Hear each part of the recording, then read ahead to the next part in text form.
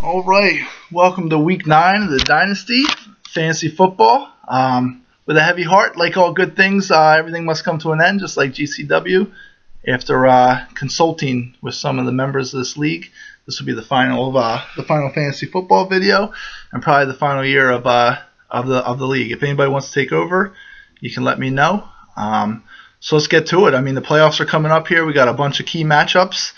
We got myself against Derek. We put $10 on it, so that's interesting. A whole $10. So we got Jeremy against Bruce, Butler against Drew, Rico against Stolly, and Roger against Mike. Now everybody's in the playoff hunt still.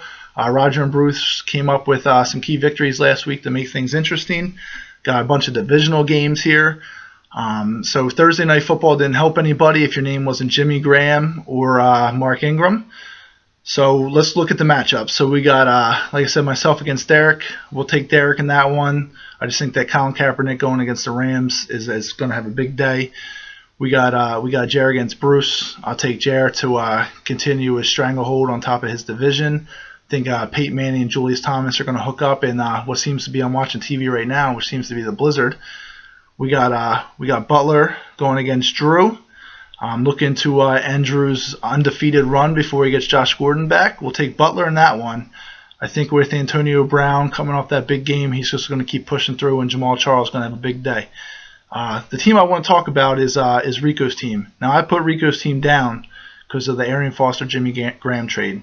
But if there's one team I want to watch going forward, it's going to be Rico's team. He's got Mark Ingram, Des Bryant, Antonio Gates having a renaissance year. I got a phone call coming in. We got Stolly on the phone. What up? All right. He says he's going to beat you to this week, Rico. But he says one thing he wants me to do is, if you're the team to watch, is creeper, creeper, creeper. All right, so we got we'll take Rico in that matchup. We're not going to listen to Stolly. Stolly's like the taco for anybody that watches the league. He's like the taco of this league.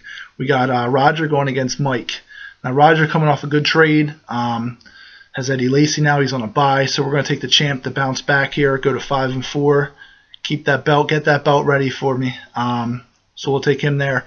Now, Bruce asked me to pick his last lock of the week ever. He said take the Bucks plus the 7. Now, none of us have been real good at picking NFL games this year, so we'll take the Bucks plus the 7. My lock is going to be the Cardinals minus the 1.5 at the Cowboys, and my upset special is the Chargers to go down to sweaty Miami plus the 1.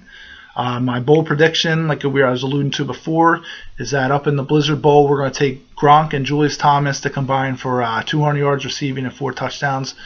With that 40-mile-an-hour wind, I think there's going to be a lot of dump-offs, a lot of easy passes, safe passes to the tight ends. So last week, we had Butler and Roger getting more points scored than Emma gets scored on her.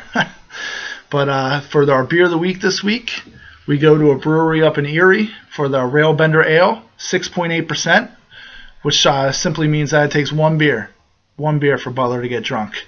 Butler's an easy target. But so I guess for our last video here, it's always been brought to you by SportsComa.com, and see Lou signing off for the final time. Good luck, everybody.